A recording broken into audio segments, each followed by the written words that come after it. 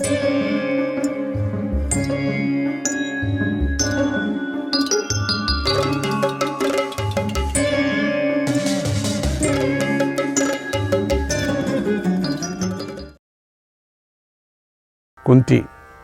బ్రాహ్మణుడితో, ఓ బ్రాహ్మణ, నీ బాధ నాకు అర్థమైందయ్యా. రాక్షసుడి భయం వల్లనే కదా నువ్వు దుఃఖిస్తున్నావు. ఇక నువ్వు దుఃఖించవలసిన పని లేదు.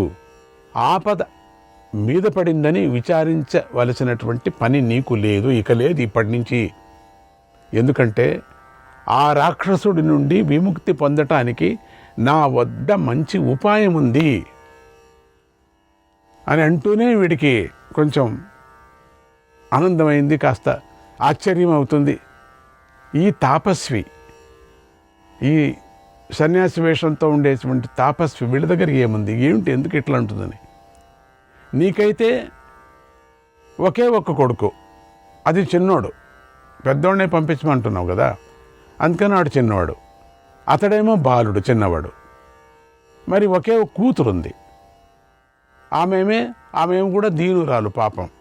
మీరు కానీ నీ భార్య కానీ నువ్వు కానీ ఆ రాక్షసుడు వద్దకు వెళ్ళటం నాకు ఇష్టం లేదు. ఒకరు వెళితే ఒకరు కష్టం అవుతుంది.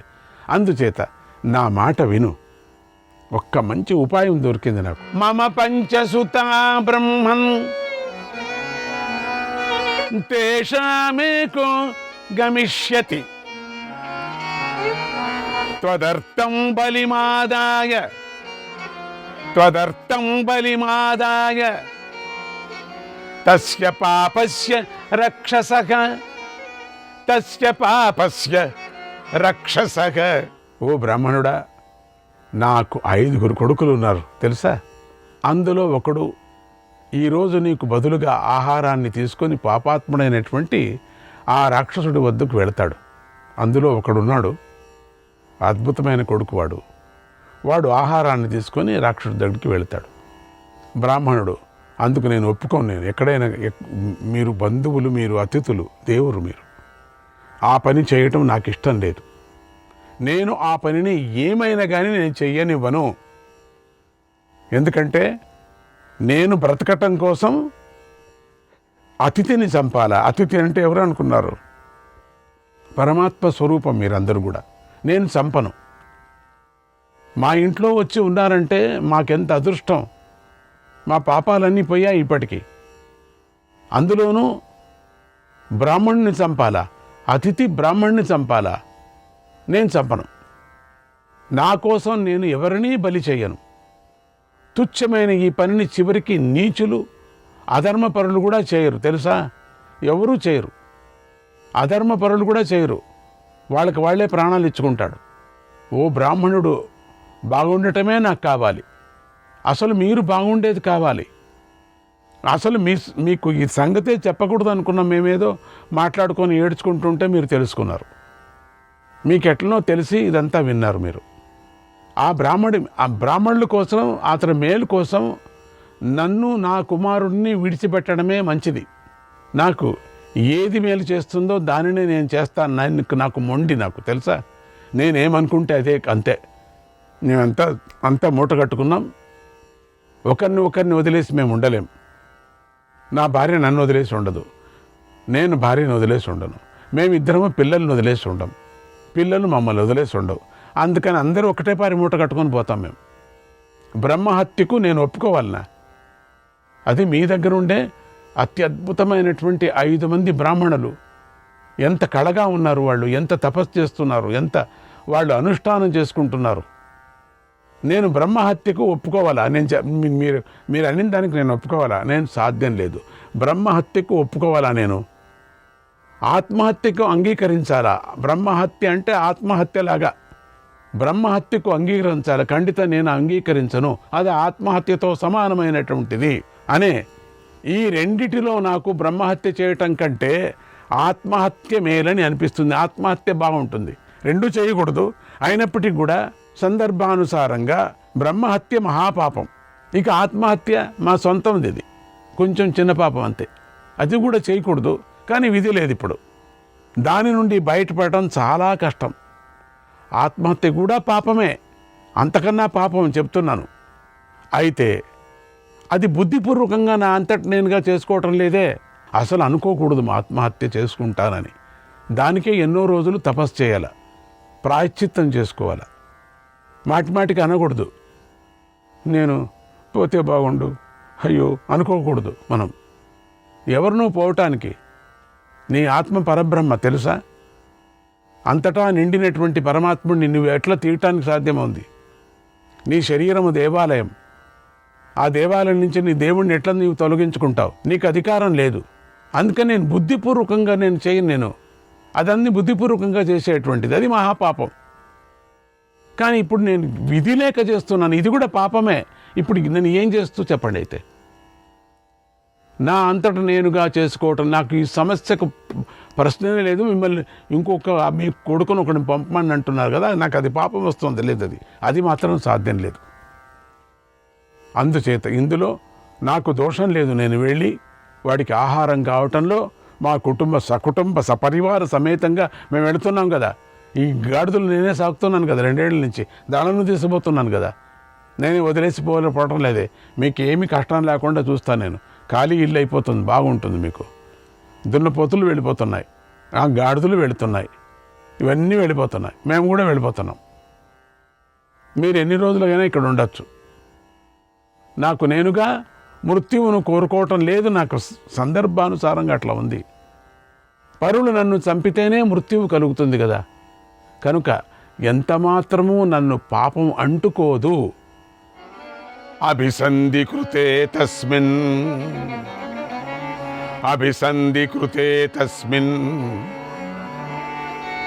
బ్రాహ్మణస్య వధే మయా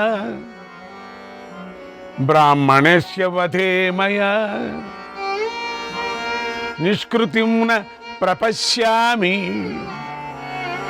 నృశంసం క్షుద్రమేవ చ ఆగతస్య గృహం త్యాగః తతైవ శరణార్థినః యాచమానస్య చ వదః నృశంసో గర్హితో బుధః. తెలిసి నేను బ్రాహ్మణ వధకు అంగీకరిస్తే అంతకన్నా నీచమైన పని మరొకటి ఉండదు. బ్రహ్మహత్య ఏంటి, ఎంత పాపం అది. అసలు మనసులో కూడా అనుకోకూడదు. బ్రాహ్మణుని హత్య చేయకూడదు. మహాపండితులు, అగ్ని కార్యాన్ని చేసేటువంటి వాళ్ళు, వేదాభ్యాసం చేసేటువంటి వాళ్ళు, వాళ్ళ నుంచి ఎవ్వరికీ ఏ విధమైనది తాపత్రయం, ఏ విధమైనటువంటి కష్టము కలగదు. అటువంటి సాత్విక జీవనం చేసేటువంటి మహాపండితులు. ఆ పండితుల్లో ఎంతోమంది అర్చక వృత్తి కూడా చేసేవాళ్ళు ఉన్నారు. వాళ్ళు కూడా ఎంత సాధువులో చెప్పలేనంత సాధువులైపోయారు. వాళ్ళ నుంచే ప్రపంచం జరుగుతూ ఉండేది ఈరోజు. అందుకని నేను మాత్రం బ్రాహ్మణుని నేను పంపించను. అందుకని దీనికి ప్రాయశ్చిత్తం కూడా లేదు. అట్లా ఏమైనా పంపిస్తే నేను అసలు అనుకోకూడదు. ఈ సందర్భంలో నా ప్రాణాన్ని రక్షించుకొని, నా భార్య ప్రాణాలు రక్షించుకొని, నా కొడుకు ప్రాణాలని, నా బిడ్డ ప్రాణాలను రక్షించుకొని, ఇంటికి వచ్చినటువంటి అతిథి రూపంగా పరమాత్ముడికే మీరు వచ్చారు. నా అదృష్టం మీ 5 మంది ఆ బ్రాహ్మణులు చూడటం, మా ఇంట్లో ఉండటమే నాకెంతో. కొనాకాలంలో నేను వెళ్ళేటువంటి కాలంలో మీకు సేవ చేశానే, అంతకన్నా భాగ్యం లేదు నాకు. అదిగాక నా టర్మ్ వచ్చింది. ఇప్పుడు మా ఇంటి టర్మ్ వచ్చింది. నేను ఇప్పుడు తప్పించుకోలేను. నా నంబర్ వచ్చింది, నేను వెళ్ళాలి. ఇంటికి వచ్చిన వాడిని, శరణు వేడుకున్న వాడిని, ప్రాణాలను రక్షించమని ప్రార్థిస్తున్న వాడిని చంపటము నీచాతి నీచమైన పని అమ్మా. ఆ నీచకృత్యాన్ని పండితులు అసహించుకుంటారు తల్లి. కుర్యాన్న నిందితం కర్మ న నృశంసం కథంచన. అంటే నలుగురు నిందించే పనిని చెయ్యకూడదు. నలుగురు నిందించే పని అంటే కుర్యాన్న నిందితం కర్మ న నృశంసం కథంచన. నీచమైన పనిని ఎలాంటి పరిస్థితిలోనూ చేయకూడదు. 10 మంది చెప్పుకునేటువంటి పని, నీచమైన పని చేయకూడదు. ఇలా మహాత్ములు ఆపత్కాలంలో చేయవలసిన ధర్మాలను కూడా చెప్పారు ఇక్కడ. కనుక నేను భార్యాపుత్ర సహితంగా మరణించటమే మంచిది. మేము ఒకరికొకరు వదిలి ఉండలేం. ఎలాంటి పరిస్థితుల్లో కూడా నేను బ్రాహ్మణుణ్ణి చంపటానికి ఒప్పుకోను, నీ కొడుకుల్లో ఒకడిని అన్నాడు. అప్పుడు కుంతి, ఓ బ్రాహ్మణ, మంచి మాట చెప్పారు. నాది అదే ఉద్దేశం, స్థిరమైనటువంటి అభిప్రాయం. విప్రులను రక్షించటమే నాకు కూడా కావాలి. నాకు 100 మంది కుమారులున్నా అందులో ఏ ఒక్క కుమారుడు కూడా అయిష్టమైన వాడు కాదు. అందరూ ఇష్టమైన వారే కదా. నేను పంపించే కొడుకును, నాకేమి కొడుకును పంపించకూడదు అనుకున్నానా? నాకేమి ఇష్టం లేదా? నాకు ఇష్టం ఉంది, పంపించేవాడిని చంపాలని ఉందా నాకు? 5 మందిలో అందరూ నాకు కావాలి. 100 మంది ఉంటే 100 మంది నా పుత్రులే, నాకు చాలా ఇష్టమే. నాకేమన్నా అందుకు ఇష్టమా పుత్రుడిని చంపుకోవటానికి? అసలు రాత్రే మీ మాట విని మూట కట్టుకొని వెళ్ళిపోతూ ఉంటే మేము అట్లా పోతామా మేము? నేను పంపించే కొడుకును ఆ రాక్షసుడు చంపలేడు, అది జ్ఞాపకం పెట్టుకో, ఆ రహస్యం. నా పుత్రుడు శక్తి గలవాడు, మంత్రసిద్ధిని పొందాడు, తేజస్శాలి. మీరు ఇచ్చినటువంటి ఆహారాన్ని నా పుత్రుడు ఆ రాక్షసుడి వద్దకు తీసుకొని వెళతాడు. చాలా మంచి మంచి గమగమ వాసన బాగా ఉంది. రాక్షసుడు ఉన్నాడు కదా, వాడి నుండి విముక్తిని కూడా పొందుతాడు. ఇది నా విశ్వాసం, నమ్మకం. అతడు నిశ్చితంగా తిరిగి వస్తాడు. నన్ను నమ్మండి, నా మాట వినండి. బ్రహ్మాండమైన బలవంతుడు, శక్తివంతుడు, మంత్రవేత్తి, మాయావి కూడా, ఏమైనా చేయగలడు. మీకు తెలియదు నా కొడుకు యొక్క బలాబలాఢ్యం. ఒక్కపారి చూడండి. ఇంకొక విషయం చెబుతున్నాను వినండి. పూర్వం నా పుత్రుడు ఎంతోమంది రాక్షసులను ఎదిరించాడు. దారిలో వచ్చేటప్పుడు అతడి చేతిలో బలవంతులైనటువంటి ఎంతోమంది రాక్షసులు మరణించారు. ఈ విషయాన్ని మీరు రహస్యంగా ఉంచండి, ఎక్కడా చెప్పొద్దండి, ఎవరితోనూ చెప్పకండి. మాకు ప్రాబ్లం అవుతుంది, తాపత్రయం అవుతుంది, మేము మళ్ళీ కష్టపడాల్సి వస్తుంది. ఈ రహస్యాన్ని మీలోనే దాచుకోండి, మీకు ధైర్యానికి చెప్తున్నాను అన్నది కుంతీదేవి. బ్రాహ్మణుడు, ఆయన భార్య ఆ మాటలు విని ఆశ్చర్యంతో ఎంతో సంతోషించారు. లేచి నిలుచున్నారు. ఎవరు ఇది ఉండొచ్చు వీళ్ళలోని? ఆమె మాటలు అమృతంతో సమానంగా ఉన్నాయని భావించారు. ఇంత బాగా మాట్లాడేటువంటి ఒక ఆడ మనిషిని మేము చూడనే లేదు. ఆ రోజు నుంచి మాట్లాడడం లేదు ఈవిడ. కుంతీదేవిని గౌరవించారు, ఆమె మాటలను మెచ్చుకున్నారు. తర్వాత కుంతీదేవి బ్రాహ్మణుడు కలిసి భీమసేనుడికి చేయవలసినటువంటి పనిని చెప్పారు. భీమసేనుడు లేపారు. భీమసేనుడు ఆవళించుకొని లేచాడు. అమ్మ ఆకలి అన్నాడు. భీముడు, ఏంటమ్మా ఏం చేయలే? ఏం లేదు, చూడు అక్కడ కనపడుతుంది బండి.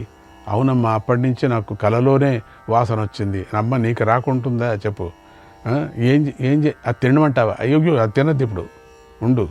మీరు చెప్తూ ఉండంగానే ఇవన్నీ చెప్పారు వాళ్ళు. అక్కడ బకాసురుడు ఉన్నాడట, ఆ బకాసురుడు దగ్గరికి నువ్వు వెళ్ళాలట, వాడు ఇవన్నీ తినేసి నిన్ను కూడా తింటాడట, అందుకని నన్ను తింటాడటరా.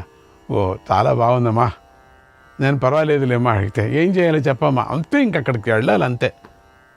అమ్మ మరి ఆకలి, దాన్ని ఏం ముట్టకూడదు, నువ్వు వెళ్ళి తీసుకుపో అంతే. అంతేమ్మా, నీ ఎదురుకు ముట్టకూడదా అమ్మా? ఎక్కడ ముట్టకూడదు, జాగ్రత్త. సరేలేమ్మా, నీ ఎదురు నేను ముట్టనులే అని భీముడు అమితానందంతో గెంతులు వేశాడు. ఈ రీతి అయినటువంటి ఆహారం వాసన ఎప్పుడూ రాలేదు వాడికి. అలాగే పనిని పూర్తి చేస్తానమ్మా, మీరందరూ నిశ్చింతంగా ఉండండి, హాయిగా ఉండండి. ఎవరు వండాడో కానీ బ్రహ్మాండంగా వండాడు. ఏ వంటవాడో వాడికి సన్మానం చేయాల. మీరంతా నవ్వుతూ ఆటలాడుకుంటూ ఉండండి, వంట చేసుకొని తింటూ ఉండండి అని వారికి చెప్పాడు. శ్రీకృష్ణాయ పరమాత్మనే నమః. మహానుభావుడు బండిని తీసుకొని ఏం చేస్తాడో తెలియదు. కుంతీదేవి బ్రాహ్మణుని ఎదుట భీముడు ఇలా అంటున్నాడు, మీ ఊరి నియమాన్ని నేను శ్రద్ధగా పాటిస్తాను. నా మాదిరి శ్రద్ధగా పాటించేవాడు ప్రపంచంలో లేరు. మీకు తలవంపులు తీసుకొని రాను. నేను ఈ పనిని చేసే తీరుతాను. తప్పకుండా నేను రాక్షసుడి వద్దకు వెళతాను. మీకు అవమానం జరగనివ్వను, ఏమీ పర్వాలేదు అని ప్రతిజ్ఞ చేశాడు. ఆ రాక్షసుడికి నేనే వడ్డన చేస్తాను, నేనే తినిపిస్తాను, కావాలంటే చేతి నుంచి తినిపిస్తాను, వాడి నోట్లో చేయి పెడతాను, తొందర ఏమీ లేదు, మీరు ఏమీ అనుకోవకండి. వాణ్ణి తల మీద బుజ్జగించి కొట్టి నేను బుజ్జగిస్తాను, తల మీద కొట్టి బుజ్జగిస్తాను, వాడి పొట్ట నిమురుతాను, తొందర లేదు. ఆ కాలు ఈ కాలు అవతల పెట్టి వాడిని కూర్చోబెట్టుకుంటాను, తొందర ఏమీ లేదు అని. ఆ సమయంలో భిక్షాటనకై వెళ్ళినటువంటి పాండవులు భిక్ష తీసుకొని ఇంటికి తిరిగి వచ్చారు. ఆ టైం భిక్ష చేసుకొని వచ్చారు.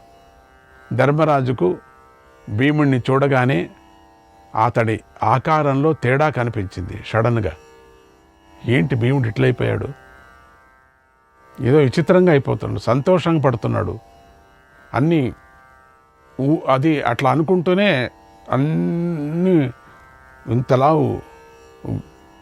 అన్నీ పొంగిపోతాయట, ఊతుకుంటాయట పెద్దగా.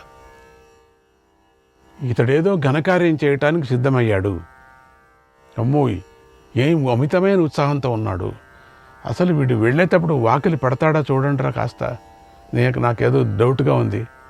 ఎప్పుడు వీడి శరీరం అంతా వాచిపోతూ ఉన్నదో అప్పుడే అనుకున్నాను, వీడు ఖండితం బయట వెళ్ళలేడు, ఇల్లు పడేస్తాడే ఏం కథను, చూడండి రప్ప కాస్త. ఘనకార్యం చేయటానికి సిద్ధమయ్యాడని తెలిసిపోయింది.